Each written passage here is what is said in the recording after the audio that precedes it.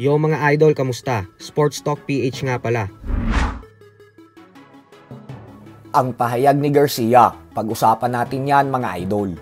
Ngunit bago ang lahat ay huwag kakalimutang mag-subscribe at i-click ang notification bell button for more sports talk.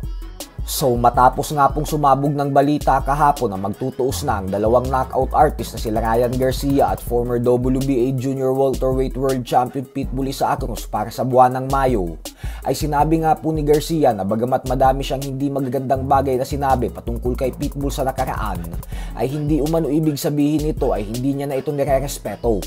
Paliwanag ni Garcia na sa katunayan umano ay para sa kanya daw ay mas mahirap at mas delikado daw na kalaban si Pitbull kumpara sa former undisputed lightweight world champion Devin Haney. Kaya naman paghahandaan niya daw talaga ito ng gusto.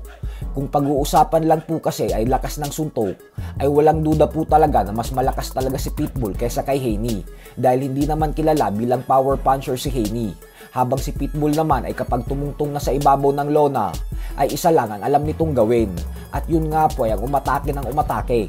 Kaya naman kailangan talaga ni Garcia maging maingat at maging teknikal upang hindi siya matamaan ng mga solidong suntok ni Pitbull. At para magawa niya ito ay kailangan niyang gamitin ang kanyang height at reach advantage dahil may tangkad si Garcia na 5'10", habang si Pitbull naman ay 5'4" lamang. Habang ang inaakala naman ng karamihan na kalaban ni Garcia na si current WBO Junior Welterweight World Champion Teofimo Lopez ay inaasahan naman na sunod na makakalaban ang current undefeated IBF Welterweight World Champion Jeron Boots Ennis sa buwan ng October. Ang plano pong gawin ni Turki Al-Rashid ng Saudi Arabia ay kapag nanalo pareho si Garcia kay Pitbull at si Devin Haney kay Jose Ramirez, ay paglalabanin po si Garcia at Haney sa mismong boxing event ng Teofimo Lopez vs Boots Ennis sa buwan ng October.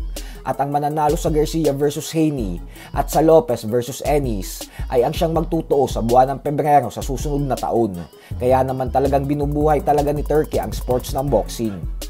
Sa kabilang banda naman mga idol ay tila muli na naman nga pong bumanat ang ating pambato na si former 3 Division World Champion Angas ng Pinas General Casimero sa current undisputed Super Bantamweight World Champion Japanese Monster Naoya Inoue. Matapos nitong mabalitaan na ang lalabanan ni Inoue sa susunod na linggo ay ang isang hindi kilalang boksingero galing sa bansang South Korea na si Yeon Kim. Yung masasabi mo sa kalaban ngayon ni Naoya Inoue, parang nakahanap na naman ng kahit sa yung parang mamahinang nila lang ba? Naoya. Oo. Sino na naman yung pinalit mo, Naoya? Ha? Yun lang. Akala ko ba ikaw yung pinakamalakas? Yung pinalit mo sa kalaban mo, hindi naman natin kilala yun. Sino ba yun? Abati ka. Na tayo Kabistuhan na. Kabistuhan na tayo Abati ka.